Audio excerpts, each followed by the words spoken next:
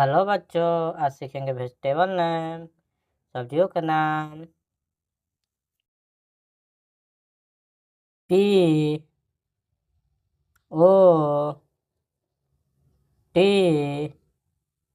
ए T O, potato. Potato मतलब आलू। T O M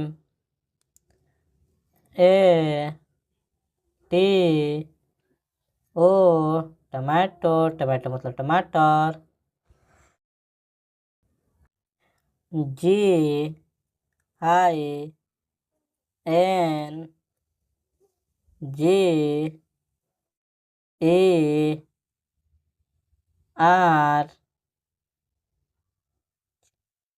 ginger. Ginger मतलब अदरक। C A R R O T, carrot. Carrot मतलब गाजर।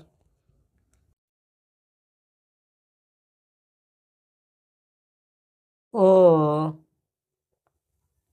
N I O N, onion. Onion मतलब प्याज।